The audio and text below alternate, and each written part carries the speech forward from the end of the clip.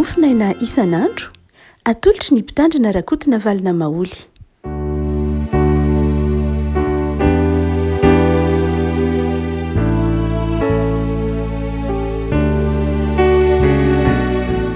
Falmerabantsika revako malala tratrity alatsinainy fahavalo ny volana May taona 2024 ity ny mofinaina voalahatra ho antsika anio dia ny filazantsaramasina araka amin'jaona toko faharoapolo jaona toko faharoapolo andininy fa 7 ka hatramin'ny andininy fa 3 fakitsika amin'ny anaran'i Jesosy.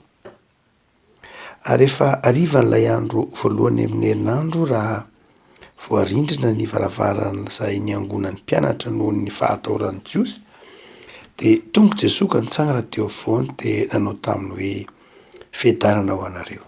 Ary efa nilaza any izy dia naseho ny azy ny tanany sy ny lanivony dia faly ny mpianatra raha nahita ny tompo.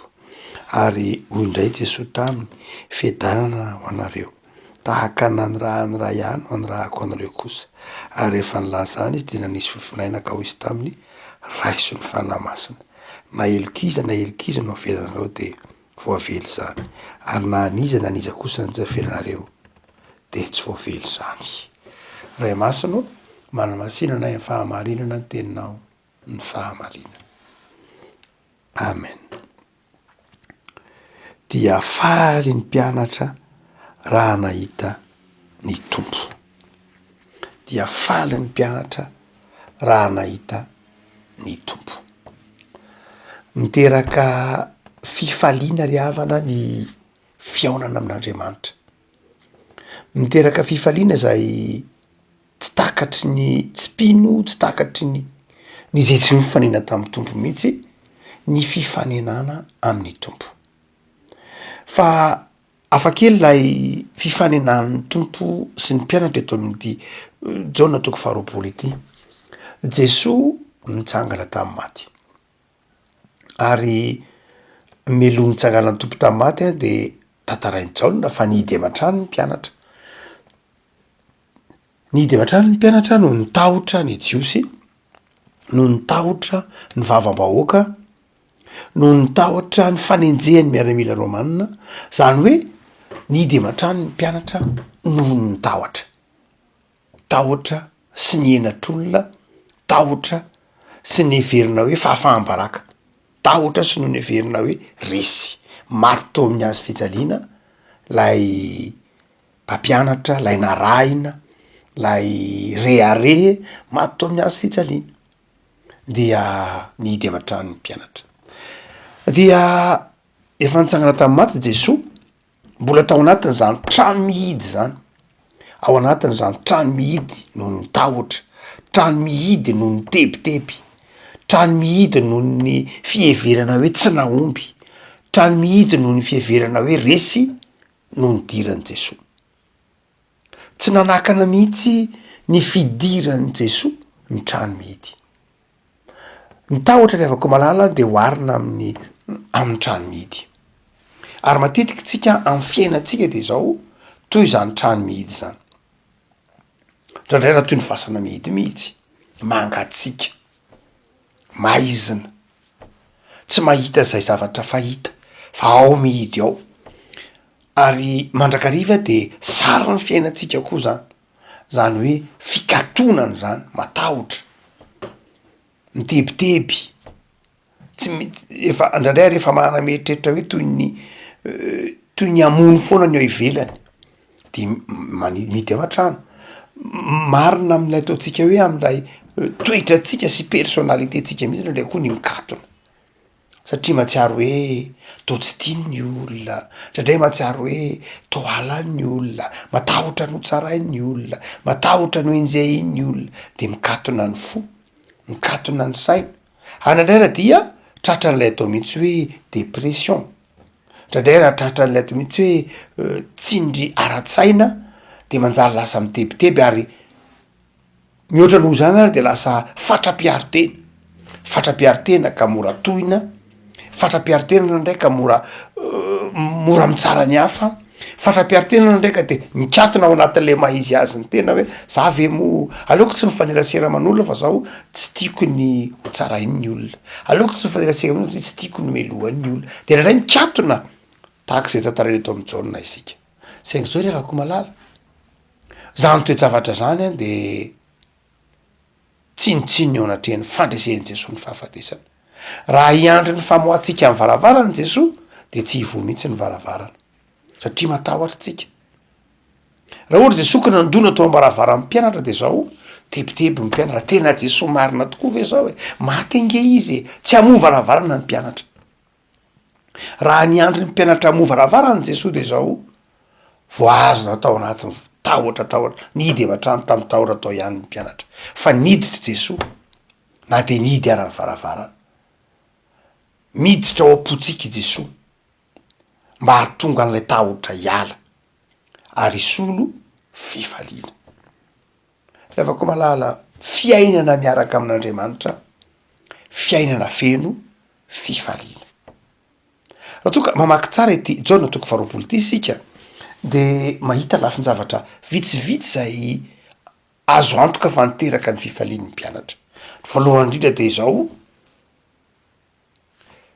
nahita ilay mpampianatra nahita n'lay Jesosy zay tiany ny mpianatra ekay Jesosy tsy maty velona indray lay Jesosy maty tao amin'ny hazo fijaliana teo lay Jesosy nombona tamin'ny hazo fijaliana lay Jesosy noviraviraina io fa velona valy ny mpianatra tondra fifaliana ho an'ny mpianatra alefa sary an-tsaina hoe nanatrika izany fahafatesan'ny tompo tamin'ny hazo fijaliana zany ianao tsy afaka nanao na inona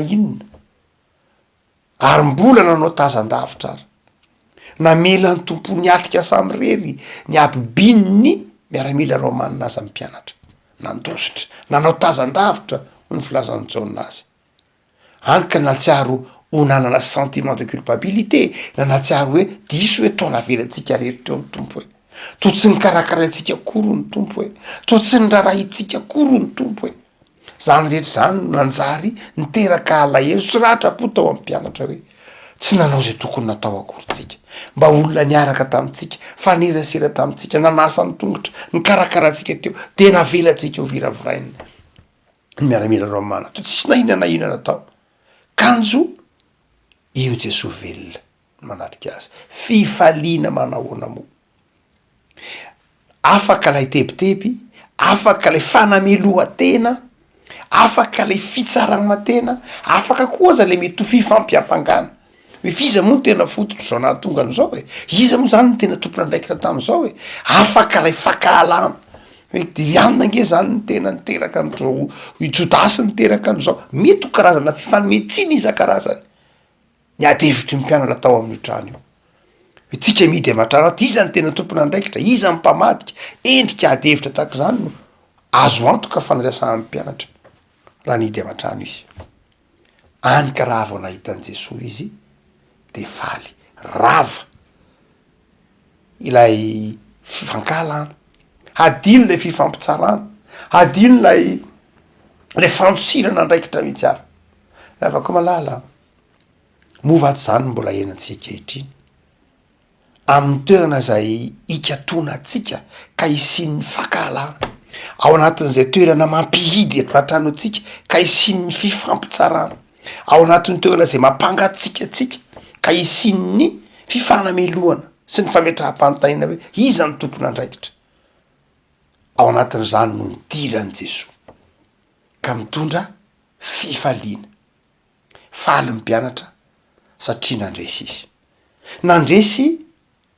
Jesosy tsy resy ny fahafatesana ary dia ny fandresen'i Jesosy ny fahafatesana zay hitan'ny mpianatra teo de niteraka fandreseny ny vavam-bahoaka ao arino io de zao hovoainy ny varavarana andeha hijoro vavolombelona izy maika hijoro vavolombelona ary amin'ny filazan'ny tsara sinoptikatra de miteny Jesosy hoe aza maika andeha loatra nareo te hijoro vavolombelona hiazakazaka ikikika amin'ny mpianatra manao hoe velona Jesosy tsy resy zahay te hikikika eny tampotohatra mpianatra manao hoe tsy resy zahay nandresy zahay tsy ny fahafatesana ny tompony farany tsy ny fankahalana ny tompony teny farany tsy ny fifampitsarana ny tompony teny farany fa ny fitiavana, ny fandresenana, ny fahafatesana sy ny fahakalana, ny fifamelana, zany ny tompony teny farany. Zay io Jesosy manao hoe aza maika any amin'ny filazantsara sinoptika toy ny tompo manao hoe azo hery ianareo amin'ny latsahan'ny fanamasina. Fa eto moa lay tenenin'ny olona mitenenin'ny mpanao evitenin'ny jauna hoe petite pentecote na hoe lay pentecoste kely, satria Jesosy eto ny teny manao hoe raiso ny fanahy masina. Ary zay mahatonga azy ny teny manao hoe na elokiza no avelanareo de vao velo zany. Zany hoe nitaona mpianatra izy amela. Zay mahatonga lay fifaliana. Le fifaliana de zao aza tazonina ho anareo rery fa mandehanareo miavana amin'ny olona rehetra. Tsy afaka mijoro vavolombelona amin'ny fandresen'ny tompo ianareo raha tsy mahay mamela aloha. Avelao ny eloko ny hafa fa na iza no avelanareo dia voavelany elo. Afaka malala nitondra fifaliana ho an'ny mpianatra ny fiorana tamin'ny tompo satria no raisy no fandreseny ho azy lay fandresen'ny tompo. Fa ny fahatelo zay nahatoka ny fifaliany ny mpianatra raha teo koa dia ny fifaranany lay fangiry firin'ny tompo. Mafengeny mahatsiaro alaivo saretsaina raha sendra manatrika olona manao accident ianao, raha sendra manatrika olona hiarany herisetra ianao, andro maromaro na tsy antaonany mihitsy ara de tadidy foana ary mety hiteraka traumatisme, hiteraka ratratsaina ao anatinao mihitsy ny fahatserovana lay hoe olona namanao nanao accident, olona sendra hitany masonao ary nandray raha sy anatriny zany mahita hiaran'ny herisetra ianao na manao loza mpifamovizana sanatriny zany de misy traumatisme mihitsy ndray dia voatery tsabona any amin'ny manampahaizana any amin'ny psychologue na voatery misy fitsabona ara-tsaina atao mihitsy. De tahak'izay koa nahazo ny mpianatra lalay rosaretsaina hoe olona tiny tahaka an' Jesosy hitany fangiry firiny, hitany ny kapoka nahazo azy tritra ny nofo nombona tamin'ny hazo fijaliana nitsondronina ny lany de azo antoka mihitsy fa traumatisme nahazo ny mpianatra, traumatisé ny mpianatra, zay mahatonga azy ny hidy aman-trano traumatisé mihitsy ny saina manao hoe andraizany abibina nahazo zay nataon'ny olona tamin'i Jesosy. Ny fahitany an' Jesosy de zao midika hoe afaka kay rehefa ngiry firina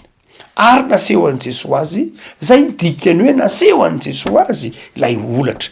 Rehefa naseho an' Jesosy azy lay olatra de hoe sitrana lay ratra nahazo ahy de miara sitrana am'izay ratra nahazo an' Jesosy zay koa lay traumatisme an'lay mpianatra. Ary zay mahatonga ny tompo eto nanao hoe de nasiany fofinaina ny mpianatra mba hanana fahavelomana vaovao ka tsy Jesosy ihany no vaovao mitafy lay nofo vaovao tena ny any an-danitra fa ny mpianatra koa manjary manana toe-po sy toe-tsaina vaovao entin'ny fanahy masina. Ny mpianatra zay toy ny maty, zay ny dikany hoe nidy aman-trano toy ny maty de hoy ny Jaona manao hoe de nasiany fofinaina ka hoy izy taminy raiso ny fanahy masina. Lay mpianatra maty ena noho ny tahotra, lay mpianatra zay ny sainy efa traumatisé, zany hoe toy ny efa maty mihitsy ny mpianatra, nidy aman-trano tao anaty maizina tsy mifanerasera tamin'izao tontolo zao de zao nomeny Jesosy ny fanahy masina. De hoy Jaona manao hoe de nasiany fofinaina hoy izy taminy fetanana nomeko anareo tahaka nany raha nandray any nandrahako anareo kosa rehefa nilazany izy de nanisy fofinaina. Zany hoe fahavelomana vaovao. Faly ny mpianatra fa nandray zany fahavelomana vaovao zany. De afaka malala mbola anaty fotoana ny fankarazana amin'ny Pasika isika eo am-piandrasana ny Pentecoste. Mahatsiaro zany halehiben'ny fitiavan'i Jesosy zany ka nitsangana tamin'ny maty Jesosy ho antsika. Rehafako am'izao andro antsika zao de tsy mifanalavitra am'zany ny tontolo na ny zavatra iainantsika isan'andro. Tsy mifanalavitra am'zany angentsika velona saingy zao indraindray gejain'ny debideby ary betsaka nitanao ny olona mifanerasera aminao eny an-dalana eny very fanahy mbola velona indraindray ny tongotra mandeha fa ny sainana indray de zao eny mandeha eny amin'ny arabeny. Indraindray rehefa ila ho voadonan'ny fiarakodia manaitra anao vatao hoe hoay azafady tompoko fa tsy hitako ny lalana be deaibe ny olona tazanao eny amin'ny arabe eny maina ny anoanana trotraky ny anoanana be deaibe ny hitanao eny ambony-dalana eny mangataka be deaibe ny olona hitanao eny an-dalana eny variana mieritrehitra lasa saina tsy no mieritrehitra hoe inandray no hoanina aiza nandoavana facture ny jirama aiza nandoavana saram-pianaran'ny mpianatra aiza ny ahitana vidim-panafody be deaibe ny hitanao eny an-dalana eny zany hoe zao samy lanja ny azo fijaliany mangina moa fa rehefa tafaresaka amin'ny olona akaikikaiky anao de mahatsara hoe tena mafy amin'ny olona ny fiainana ankehitriny mafy marina fa mafy tamin'ny andron'ny covid nidy aman-trano ny olona fa mahatsiaro anao hoe tena mafy lavitra zao noana ny vidiny zavatra ny volany am-pelantanan'ny olona tsy ampy ahafahany karakara zay mba mety ho kely farany ilainy akory hany ka manjary mihidy aman-trano ny olona mihidy am-panany olona mihidy ao an-tsainany olona ary de ao anatin'izany nefany no ampahatsahivany jaona manao hoe sofa teo Jesoa soa Jesoa fa mitondra fifaliana ho an'ny olona rehetra soa Jesoa fa mitondra fifaliana ho an'izay rehetra mangetaheta hany ka tsapanao fa na de ao anatin'ny fahatsoram-piainana aza ny akamaroan'ny malagasy na de ao anatin'ny tebiteby ny fahatrana sy ny fahasahirana azy ny akamaroan'ny malagasy de zao ny zavatra tsapanao manana fifaliana ihany izy manana fifaliana izy tsapanao tsy ny herin'ny tenany fa manana fifaliana izy no ny herin'ny fitsanganan'i Jesoa tamin'ny maty manana fifaliana izy no ny herin'ny fanamasina de gagy ianao resaka amina tambamivoatra eny manodidina Antananarivo mivoaka Antananarivo miaina amin'ny fahatsorana fa manana fifaliana ry tsapanao manta tsapanao sahirana tsapanao manana olana tsapanao toy ny mihidy metrano mihitsy ara nefa rehefa miresaka aminy anao de tsapanao hoe aha to manana fifaliana ihany izy satria niditra tao aminy tao anatin'izany trano mihidy zany Jesoa tsy teo ivelany Jesoa fefa niditra tao aminy Jesoa na de eo ara lay zavatra maro samihafa mety ho mangeza de zao niditra tao aminy Jesoa nitondra fifaliana ary anafaka azy rehavako malala engane isika mpino atsiaro fa ny fananantsika an' Jesoa ny fifaliana lehibe indrindra zany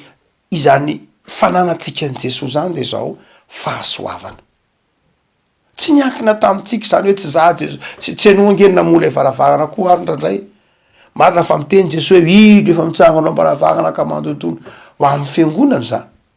fa ho an'ny fiainanao manokana ange Jesoa ange niona taminao e tsy niandry varavarana ny voa ange Jesoa e fa raha niandry varavarana ny voa Jesoa de zao nijanona ho mpanota ihany sika tsy niandry ny Paoly tsy niandry ny Saoly na i Paoly handray azy ange Jesoa e fa Jesoa nanatona ao Saoly ka nampiovan'ny Paoly Jesoa niditra tao amin'ny fiainan'ny Paoly nahatonga amin'ny Paoly niova zay ny nahatonga amin'ny Paoly nahatakatra ny antsoina hoe fahasoavana misy fotoana ange ny tompo miditra ao amin'ny fiainantsika miditra fotsiny eo amin'ny fiainantsika izy tsy niankina tamintsika tsy nisafidy akory azy sika fa izy no nitady atsika zay mahatonga ny zotra masina teny hoe fahasoavana ange ny fionana amin'ny tompo e ngainao namovaravarana akory fa tonga ny tompo de niditra de nitondra fiadanana de nitondra fifaliana fa raha ny safiditsika olombelona de tsy namovaravarana mihitsy sika ary eo mahamarina ny teniny Martin Luther nampifanohitra azy tam'ilay teolojiana anankiray antsoina hoe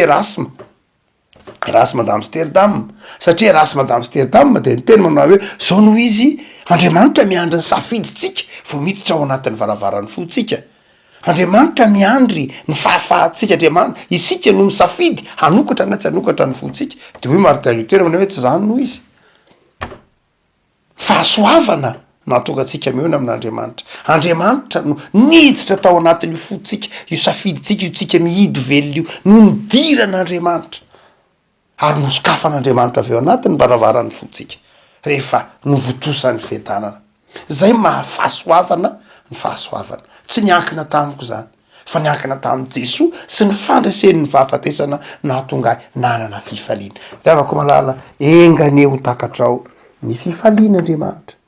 fifaliana tsy niankina tamin'ny alehiben'ny tahotrao, fifaliana tsy niankina tamin'ny safidinao akory azy, fifaliana tsy niankina tamin'ny fiezahanao anatratra'Andriamanitra, fa fifaliana ny men'Andriamanitra anao fotsiny tamin'ny alalan'i Jesosy. Hoy ny filazan'ny Jônasy manao hoe rehefa naseho ny mpianatra ny olatra teo amin'ny tanany sy ny lanovony de faly ny mpianatra. Inona ny dikana hoe olatra? Inona ny dikany teo ny lano tamin'ny lanovony? Sitrana ny aretina, sitrana lay tahotra. Afaka malala engany ho tsapanao, engany eo nahita ny olatra Jesosy ianao, engany eo nahita ny fandresen'i Jesosy ianao, ka na inona karazana zavatra mety ho mampitahotra sy mampananao de zao ho lehibe lavitra aloha zany ny fifalianao. Ivavaka sika tompo hoe misaotra anao noho ny amin'ny fandresenao ny fahafatesana, misaotra anao fa naiky niditra tao anatin'ny haiziny tahotra ianao, naiky niditra tao anatin'ny hatsikan'ny fahanginana ianao, hatsikan'ny tahotra ny tebiteby ary indrindra ny haiziny fahantrano sy ny korotana, nanaiky niditra tao ianao ary nitondra fifaliana ho anay. Tompo manomboka ny herinandro de atao fiainam-pifaliana ny fiainanay, fifaliana zay tsy ananany zao tontolo zao, tsy takatry zao tontolo zao, tsy fantatry zao tontolo zao, satria fifaliana ao anaty, fifaliana nentin'ny fandresenao aty anatinay, fifaliana nentin'ny olatrao ao amin'ny fiainanay. Tompo de ataovy maharitra ty anatinay ny fifaliana, ataovy mitoetra ty amponay ny fifaliana. Manankina zao herinandro vaovao zao zay ampelantananao Andriamanitra, tehirizy Jesosy ny asanay, ny fanoloran-tenanay, hanjaka eo amin'ny tokantranonay ane ny fahasoavanao, ary ampandreseho zahay am'izay rehetra mety olana, am'izay mety ho zavatsarotra, am'izay mety ho zava-manahirana, mety ho lalovanay,